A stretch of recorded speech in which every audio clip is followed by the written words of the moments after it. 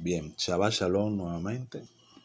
Aquí estamos en un encuentro más de Torah en esta semana que el Eterno nos ha permitido observar el Shabbat. Le damos gracias por eso. Nos encontramos estudiando el libro de Shemot, Éxodo, a la altura del capítulo 27, verso 20 en adelante. La parashá de esta semana es Tetzaveh, que literalmente significa y ordenarás. Es un mandato que cabe destacar que desde el libro de Éxodo hasta Deuteronomio, todas las porciones de la Torá utilizan la frase Vaidaber Adonai a Moshe lemor, y le dijo Dios a Moisés. Sin embargo, esta porción es la única porción donde no se menciona el nombre de Moisés. Es la única porción donde Dios le da ordenanzas y queda registrada las ordenanzas donde se insinúa, se sabe que es a Moisés que él está hablando, pero no menciona el nombre de Moisés en ningún momento.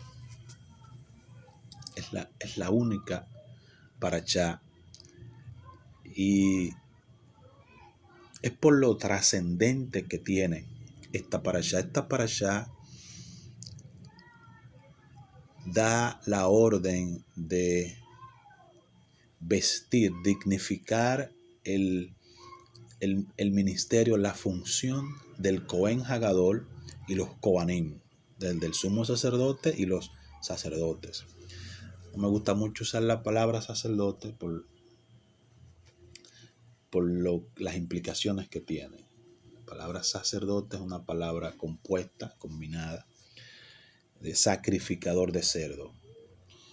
Sin embargo, el concepto hebreo correcto es Cohen, que es el servidor. Cohen Hagadol es el sumo servidor o el gran servidor, que fue vertido luego a la lengua castellana como sacerdote, sacrificador de cerdo, Hasbe Shalom. Pero cabe destacar que la vestimenta que debe de usar el Cohen Hagadol y los Kohanim ha sido detallada en esta porción de la Torá, y el llamado también a la santidad y a la santificación están implícitos en esta porción de esta semana. Al igual que el tema de el aceite de olivo puro. Hoy en día, y voy a empezar por ahí, las personas toman aceite de oliva elaborado en una fábrica, que no se sabe cuáles son los estándares de calidad que se utilizan allí para extraer ese aceite, y se pone en un recipiente particular. Algunas personas oran y ayunan por ese aceite, y luego entienden ellos que ese aceite ya está apto para untárselo a otras personas, porque no pudiéramos ni siquiera utilizar la palabra ungirlos, porque lo que hacen es untárselos a otras personas en la frente o en las manos, etcétera, que ni siquiera es el formato bíblico para realizar la investidura con aceite a los creyentes. Muchos toman la dirección de uno de los libros del Código Real, que dice que si hay alguien enfermo entre vosotros, ungiéndolos con aceite, la oración de fe sanará al enfermo. Pero hay algo que es necesario destacar. Los utensilios del templo que fueron ordenados a Moisés y Aarón elaborar son propios del servicio del templo y son propios del servicio arónico.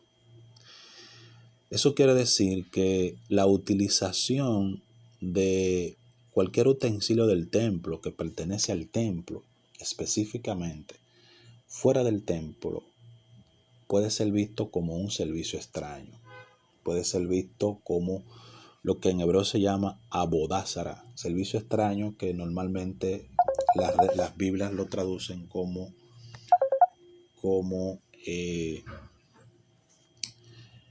idolatría. ¿Me entienden? Entonces,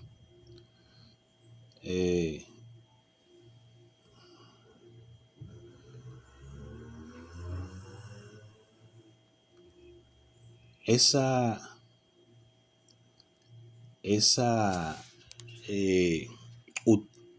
utilización de un utensilio sagrado no se corresponde con la asignación que tiene dicho utensilio, al menos que sea un mandato divino.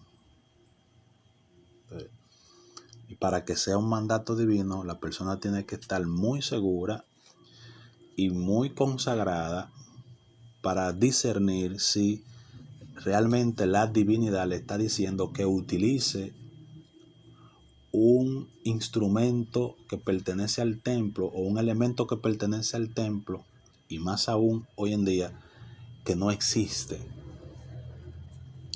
Hacer una réplica de un elemento del templo también pudiera ser catalogado como abodázara, como idolatría.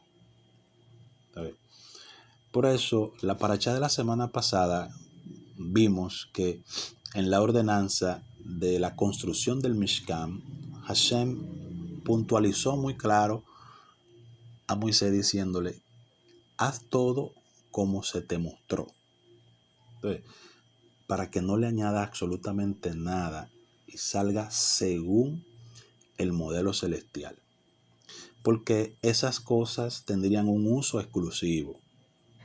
Entonces, en cuanto al aceite, el aceite tiene prescripciones de cómo se elabora. Cómo se elabora, dónde se elabora, cuándo se elabora, etc. Cuáles son los utensilios que se deben de utilizar. Entonces, cuando alguien toma un aceite verde de lata o de pote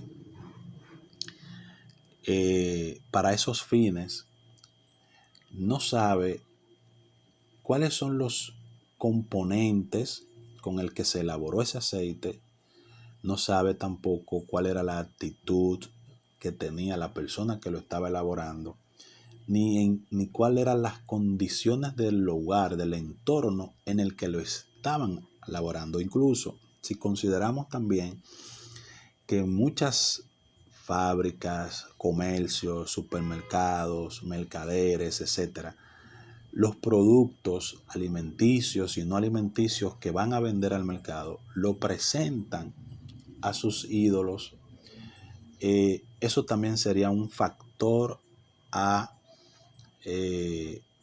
analizar en el momento de utilizar un símbolo o un elemento sagrado y de utilizar, en este caso, el aceite de oliva. Entonces, el nivel de purificación, de pureza que requieren las cosas espirituales es muy alto y a la vez debe de ser de mucho cuidado. Hemos visto a lo largo del estudio bíblico y de las historias bíblicas que se desarrollan como personas que han intentado hacer uso de cosas sagradas, ha venido sobre ellos la muerte. Tenemos el caso, por ejemplo, de los hijos de Elí, tenemos el caso de hijos de Aarón, tenemos el caso de Ananías y Zafira. O sea, tenemos registros históricos de personas que han tratado de hacer un uso no adecuado de la santidad y han tenido problemas. Entonces hay que ser muy cuidadoso cuando el Código Real insta a los creyentes a ungir con aceite a los enfermos. Lo está diciendo en el contexto del templo. Aún en ese momento el templo estaba en pie. Entonces, hay una diferencia entre usar algunos elementos sagrados cuando el templo está en pie a utilizarlos cuando el templo no está en pie. Entonces, también a eso se le suma que los elementos que se utilizan en el templo e incluso actividades que son propias del templo solamente están autorizadas a hacerlas los descendientes de Leví. Entonces, toda la familia de Leví está autorizada a realizar todo el ritual, toda la liturgia que se hace en el templo. Si una persona no desciende de la casa de Leví, entonces le está prohibido tener un acercamiento a las cosas sagradas. Vemos, por ejemplo, una historia donde una persona se acerca al arca en movimiento y se muere. Entonces, la muerte de Usa. Se acercó al arca en un momento de movimiento de ella, de traslado, y el tipo murió. Vemos que David también, que era un tipo de un nivel de búsqueda espiritual muy elevada, en un momento de tragedia, él dice, el arca no puede estar aquí, y deja que el arca se quede un tiempo en la casa de Obed-Edom. Y luego eso le llama a él la atención para que se le construya un lugar al Eterno. De ahí nace entonces la idea de crear un templo ya más sostificado, y el mismo David no puede edificar el templo porque había trazado su ministerio basado en las luchas que tuvo que realizar para poder darle estabilidad a Israel. Entonces el Eterno dice, no, tú no lo vas a hacer, pero un hijo tuyo lo hará. Entonces, con las cosas sagradas hay que tener mucho cuidado. En esta parte del mundo existe mucho las situaciones de que la gente le da uso a las cosas porque creen que todo es por gracia. Todo es por gracia y que Dios tiene misericordia. Y esos son acciones de ignorancia. Y los que estamos acercándonos a la luz debemos de salir de la ignorancia. Por eso es importante el estudio. Fíjense que el pueblo de Israel se mantiene constantemente en estudio. Y año por año estudiamos la Parashá y se termina el ciclo y se vuelve, se regresa al ciclo. Pero aparte de eso se estudia el Talmud, se estudian leyes del Shulchan Aruch, etc. Siempre hay un contexto de estudio al punto de que el pueblo de Israel ha sido llamado el pueblo del libro. Porque uno no puede justificar malas acciones partiendo de la ignorancia. Uno tiene que ir construyendo una conciencia edificada, educada, para saber cómo se hacen las cosas. Entonces, por eso es importante que sepamos esto. Entonces, ese aceite para encender las lámparas y para ungir en el templo, y en este caso ungir a los sacerdotes, es un aceite que tiene ciertas prescripciones, ¿sí? Que tiene una forma de elaborarse y tenía personas específicas para su elaboración.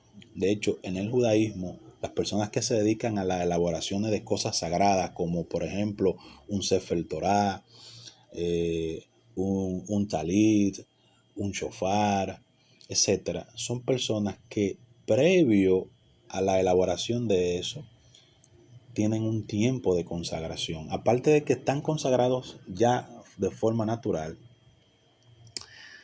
para realizar eso también tienen un tiempo de apartarse, de meditación, de purificación, de santidad en sentido general, de ayuno, etcétera. Se cuidan de hablar mal de la gente, se cuidan de tener una mala actitud en el corazón, etcétera, malos pensamientos, porque saben que están trabajando sobre la base de algo sagrado, muy importante y a la vez peligroso.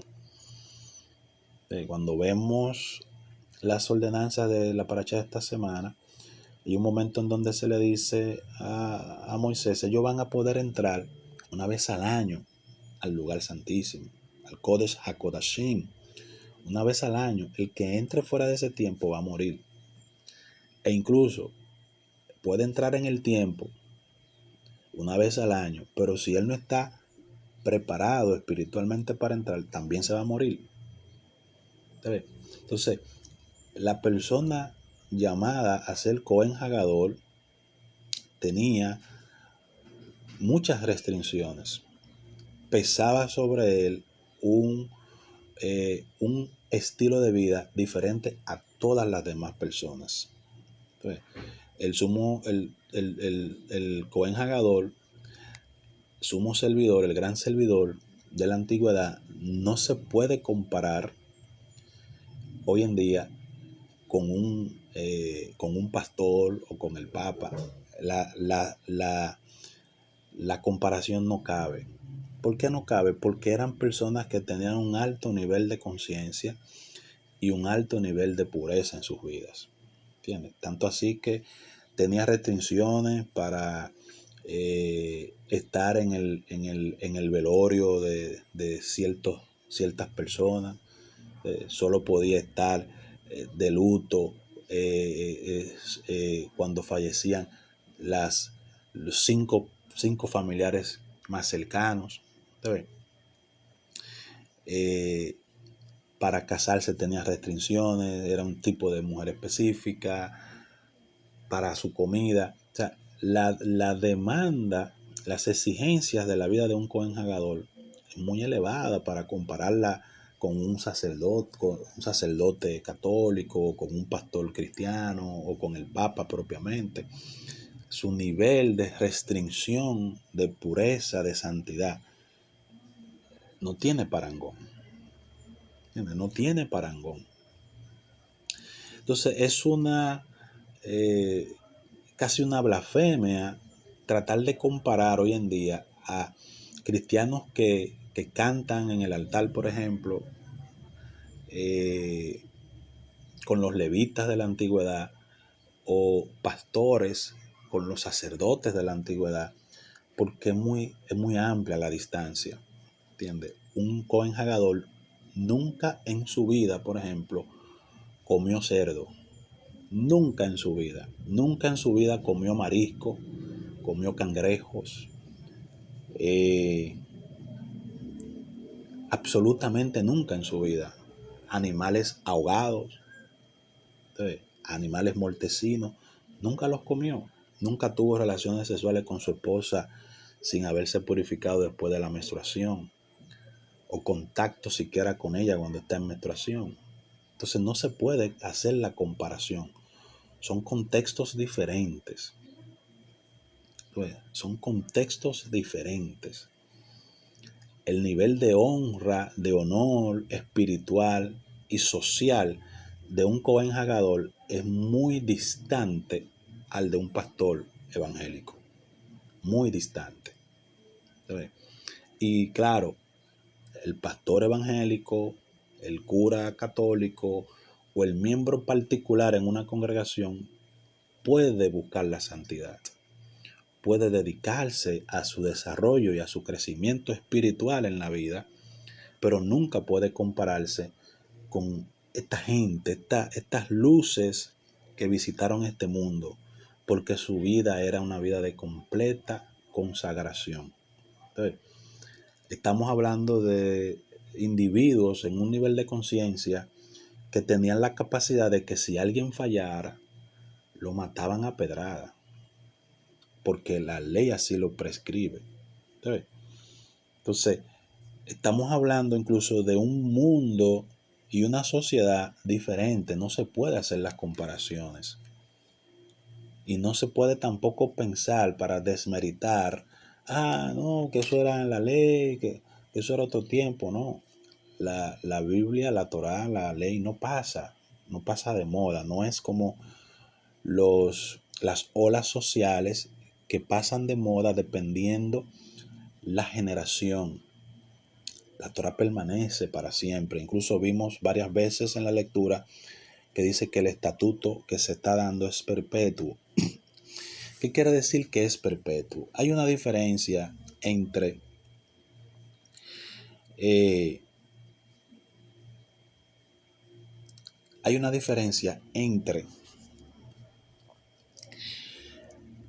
algo que es eterno y algo que es perpetuo. Fíjense, eterno propiamente dicho es la divinidad, porque la eternidad es un estado que traspasa el tiempo, no tiene principio y tampoco tiene fin, no comenzó en ningún momento. Entonces, por eso la idea de las personas a veces de pensar, ¿quién hizo a Dios? Y Dios tiene padre, tiene madre, ¿cuándo nació? Es absurda en cuanto a la divinidad, porque la divinidad no tiene tiempo. La divinidad no nació un día, ni empezó a existir un día. La divinidad siempre ha sido, y de ahí viene su título, el eterno. O, como le llamaron los cabalistas, Or Ein Sof, la luz infinita, no tiene fin, ni principio ni fin. Entonces, Él es, Él ha sido, Él será. ¿Entiendes?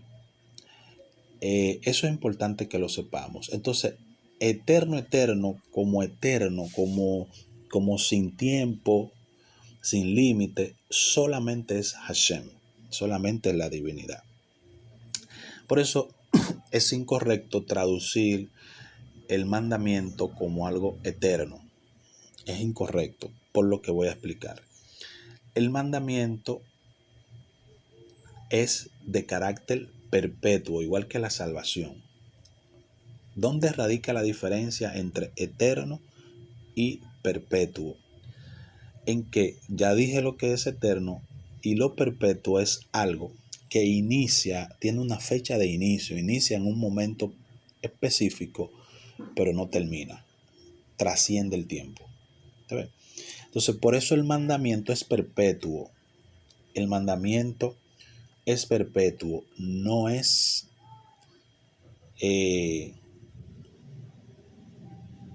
eterno, porque comienza un día que se ha dado. Por ejemplo, en este caso, cuando a Moisés se le dijo lo que tenía que hacer en el templo y cómo ordenar el oficio sacerdotal y cómo presentar a Aarón y a sus hijos, esa ley es perpetua. Entonces, cuando se dan las leyes de los sacrificios, esa ley es perpetua. ¿Por qué es perpetua? Porque inició ese día que fue dada, pero no tiene fin. Ahora, muchos pueden decir, en el razonamiento cristiano, cristológico, teológico y recalcitrante, decir, pero ya los sacrificios y las leyes no se cumplen, pues entonces no son eternos, no son perpetuos. ¿Qué pasa ahí? Bueno, eso tiene su explicación. El mandamiento se mantiene en el tiempo porque no está limitado al espacio. Eso es lo primero. Es como la ley constitucional. Las leyes constitucionales que rigen un país, en la Carta Magna, la Constitución, aún el Congreso fuera destruido, las leyes siguen vigentes, porque las leyes son las que coordinan el comportamiento social colectivo y es lo que permite el Estado de Derecho. Sin las leyes éticas, morales, los deberes, los derechos ciudadanos, sería imposible tener una sociedad organizada y sería imposible tener un Estado de Derecho donde las leyes se cumplan y los deberes y derechos sean ejecutados correctamente. No importa que no exista el Congreso. El Congreso es una fuente de redacción de más leyes y de motivación a la aplicación de las ya existentes. Pues el templo tenía más o menos un carácter parecido. El templo velaba porque las leyes se cumplieran y allí se reparaba incluso cuando no se incumplían las leyes, que es lo que representa el sacrificio. A la ausencia del templo, como la ley es perpetua y la ley es espiritual, como dice Pablo, la ley es espiritual, pero yo soy carnal, vendido al pecado. ¿Ves? Entonces, la ley se mantiene vigente. Lo que hace es que el individuo, como es carnal, el individuo no le da vigencia en su vida a la ley. Ahora bien, en el contexto del templo, hay leyes que dependen para ponerse en funcionamiento del templo, como por ejemplo los sacrificios. Si no hay templo, el sacrificio no se puede llevar a cabo, pero eso no significa que el sacrificio esté abolido propiamente dicho, porque vuelvo y repito, la ley es espiritual. Y vuelvo y repito, las leyes no se limitan al espacio ni al tiempo.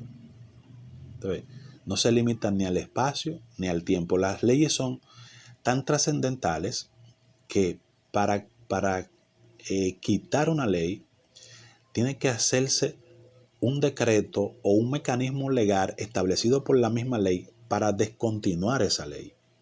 ¿Entiendes? Por ejemplo, para que lo podamos entender desde un contexto social, jurídico,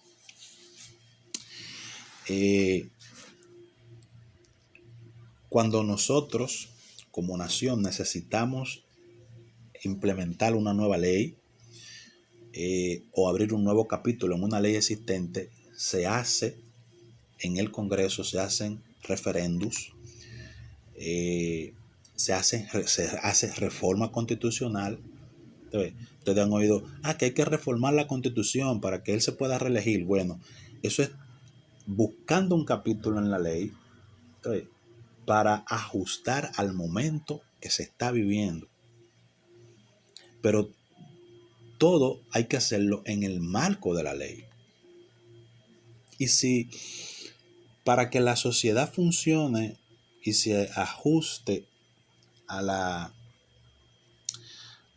las normativas constitucionales, hay que considerar eso, cuanto más con la ley espiritual.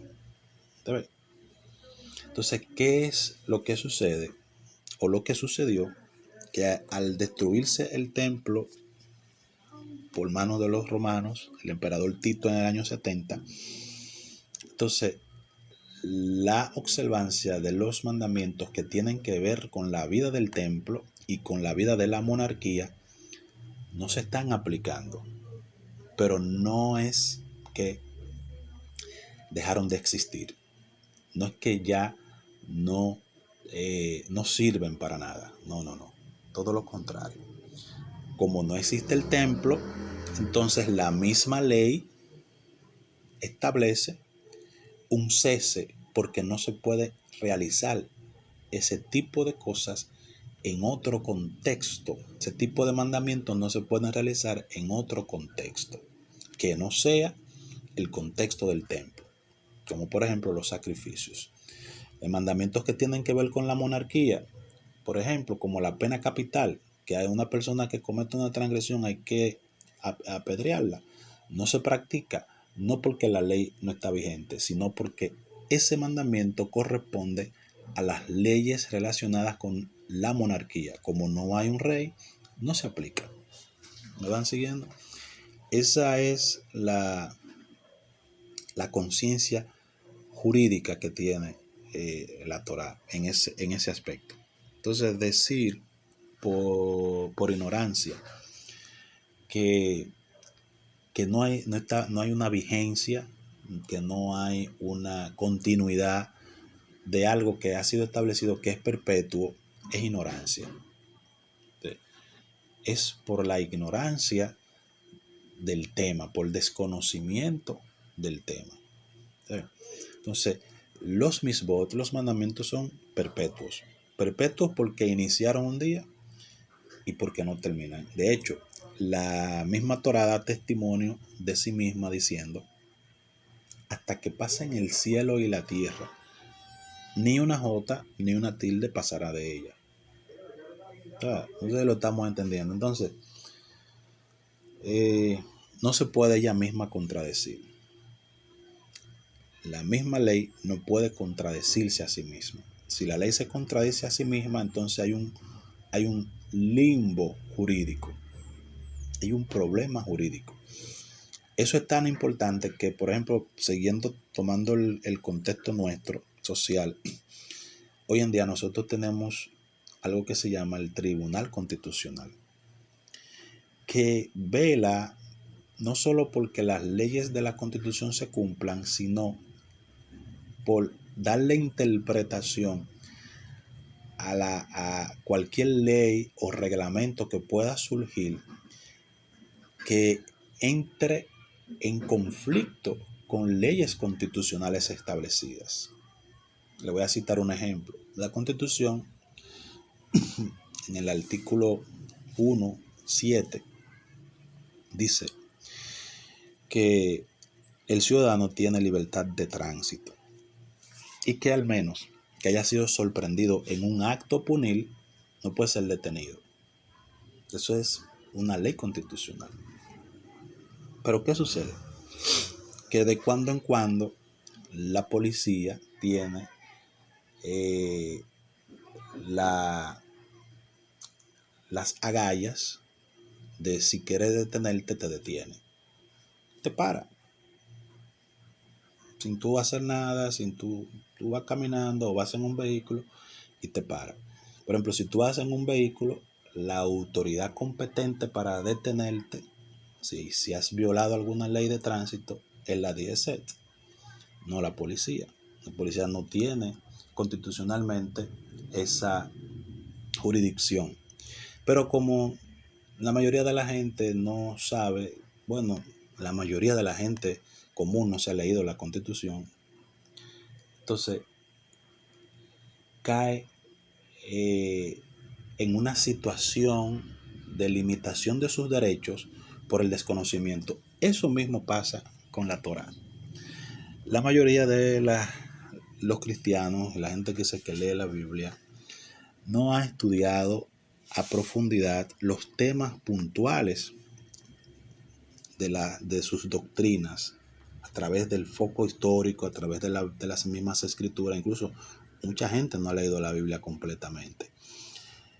Y otros, aunque la hayan leído, no han entendido el texto, porque es que el texto necesita que se te explique.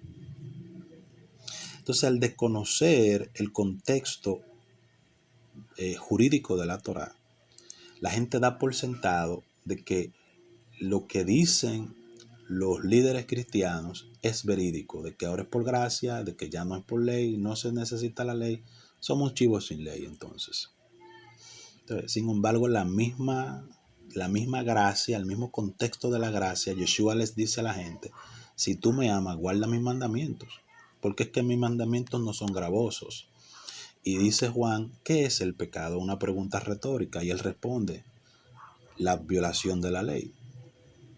Lo que se llama pecado en la Biblia es no guardar la ley. Entonces, la conciencia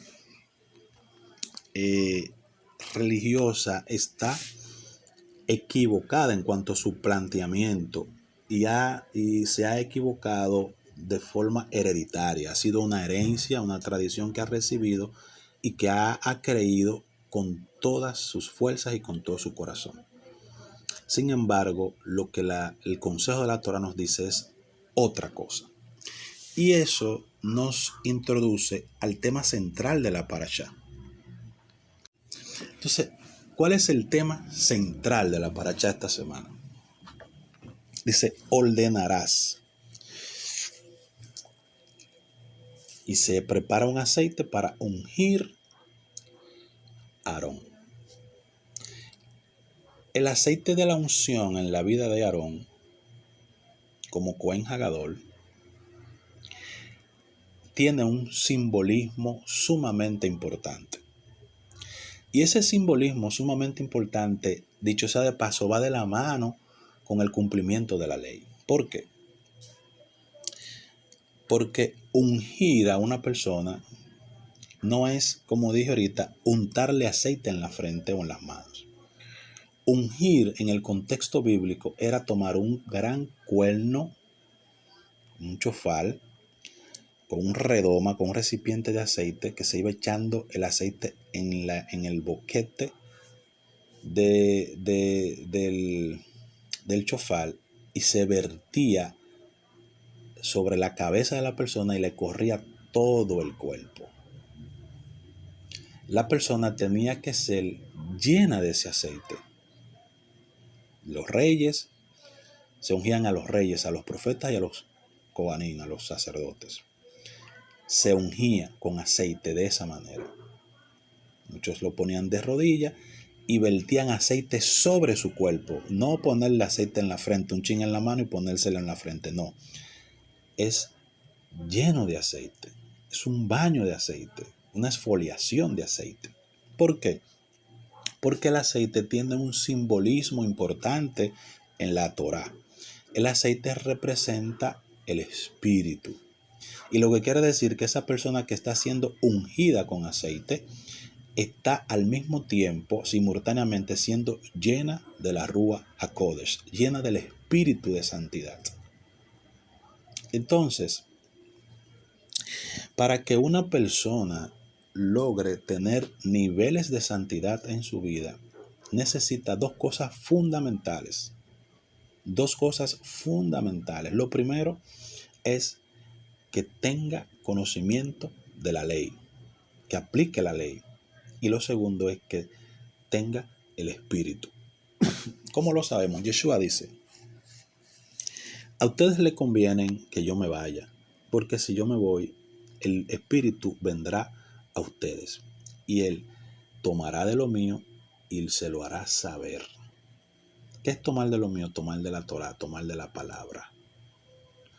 El conocimiento que requerimos, que necesitamos para la santidad, lo da la palabra, y el Espíritu nos ayuda a ponerlo por práctica. ¿Cómo lo sabemos? Nos dice la misma escritura. Juan 17 dice Yeshua: santifícalos en tu verdad. Tu palabra es verdad. Es la palabra, es la Torá la que santifica al individuo, y el Espíritu te hace exclusivo para poner por obra ese mandamiento. Y a medida que vamos guardando, observando el mandamiento y siendo sensibles al Espíritu, ese grado de santidad, de pureza, va subiendo en ese proceso que se da progresivo de santificación. Entonces, hay un estado que es de santificación, hay un estado de santidad. La santificación es el proceso progresivo que vamos teniendo, creciendo en el estudio y en la sensibilidad al Espíritu, para llegar al estado final, que es la santidad, que dice que sin ella nadie verá a Dios. Entonces, la santidad no tiene que ver con un tipo de ropa que la persona use o con cosas que deje de usar, como las prendas, etc.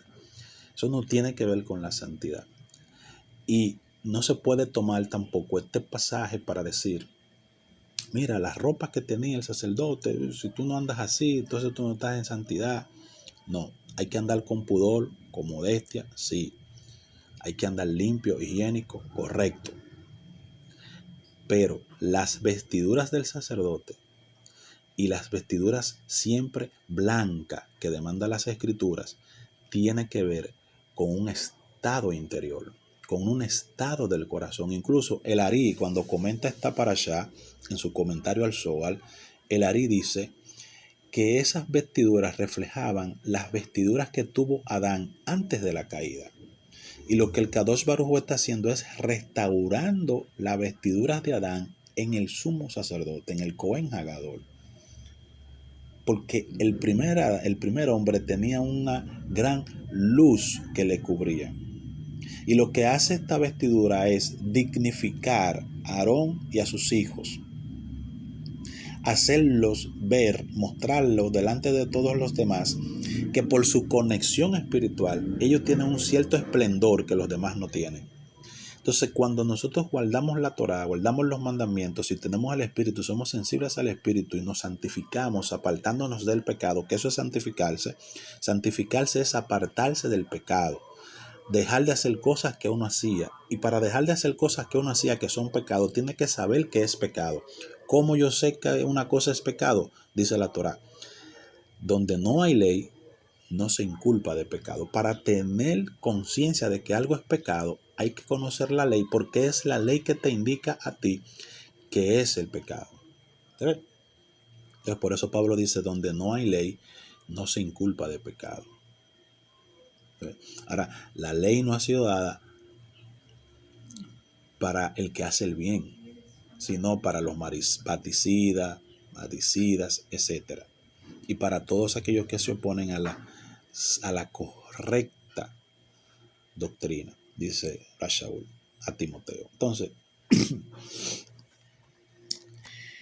ese proceso de purificación, ese proceso de santificación, que es progresivo, se va dando a medida de que yo voy teniendo conciencia de qué es una transgresión, qué cosas se hacen que pueden ser transgresión, y para saber eso el mapa es la Torah.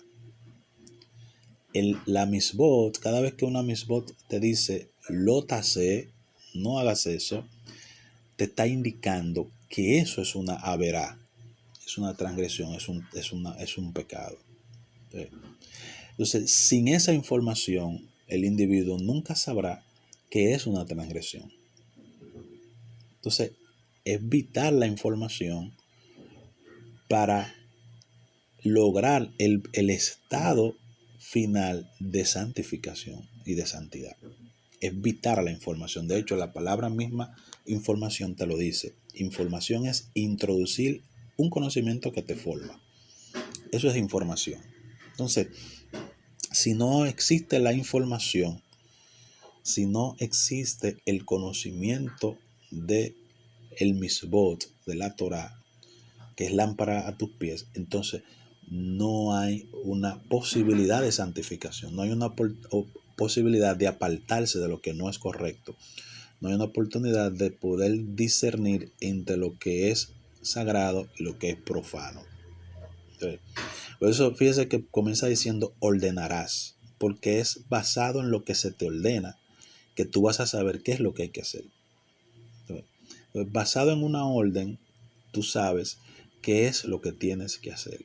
Como en Estados Unidos se habla mucho de la orden departamental, donde el Departamento de Estado de los Estados Unidos va a ejecutar un plan en contra de una nación, en contra de una persona, etc. Una orden departamental. Hasta que esa orden departamental no sale, los organismos gubernamentales no saben qué es lo que van a hacer en contra de esa persona o nación. Entonces, la descripción que da la Torá de cuáles cosas se pueden o no se pueden hacer es lo que nos muestra a nosotros cuál es el camino que hay que seguir, hacia dónde es que hay que guiarnos. Entonces, si no tenemos esa instrucción, estamos perdidos. ¿Sí? No encontramos el camino, y es lo que le pasa a la mayoría de la gente.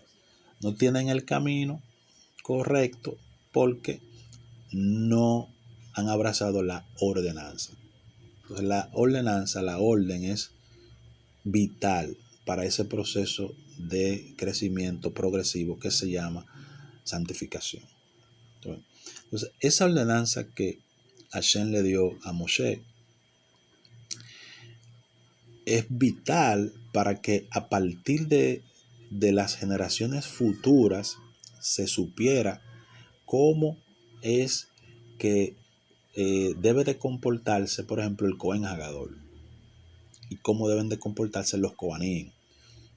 Incluso dice en la ordenanza el tiempo que debe tener con la vestimenta, cuándo es que puede entrar al Kodesh HaKodashim, cómo se debe de oficiar los diferentes tipos de korbanot, cuándo los Kohanim podían poner la mano sobre el animal, cuándo no, cuáles partes del animal se podían quemar, etc. Todo eso está dentro de la ordenanza. Entonces, sin esa prescripción, ellos no iban a poder saber qué era lo que iban a hacer allá adentro.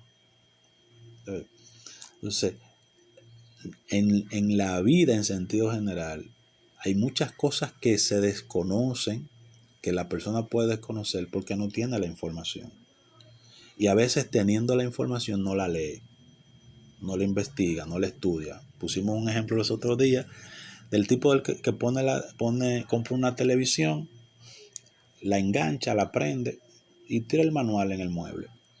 Y pasan 2 y 3 años usando la televisión y él se pierde de una serie de beneficios que tiene esa televisión por no leer el manual.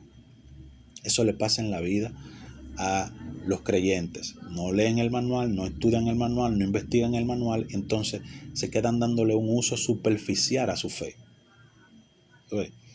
Y todo es fe, siembra, misericordia. Dios conoce mi corazón, gracias, y no pasa de ahí. No hay un cambio en el comportamiento, no hay un cambio en la percepción de la vida, no hay un cambio en los objetivos, no hay un cambio en la orientación de su corazón, porque se han quedado en lo superficial. No tienen el conocimiento para introducir la información que modificará su conducta y le llevará a un estado de santidad, a un estado de kedushá genuina. Entonces, la Torah es la que te dice que tú debes de comer, que no debes de comer, cuándo debes de celebrar un servicio, dónde se celebran los servicios, qué es lo que hay que hacer. Si no hay esa información, entonces es imposible que haya santidad, porque la santidad está ligada a la Torah, a la palabra, y la palabra está ligada al Espíritu, y donde está el Espíritu, allí hay libertad, dice la Torah. Entonces ese es el camino, y ese es lo que la porción de esta semana tiene para nosotros. Ese es el contenido que nosotros tenemos que entender y aplicar a nuestras vidas, que es imposible una vida de observancia sin el conocimiento de la ley. Es imposible una vida de santidad sin la investidura del Espíritu. Es imposible crecer sin obedecer lo que Dios ha establecido. Es imposible tener redención si nos dejamos llevar como ovejas al matadero por personas que no tienen ni el más mínimo conocimiento de la Torah. Que Hashem nos bendiga, nos guarde en esta semana. Que el poder de la revelación de esta parashá nos lleve a un estado de crecimiento y desarrollo para la gloria de nuestro Padre que está en los cielos. Shabbat Shalom.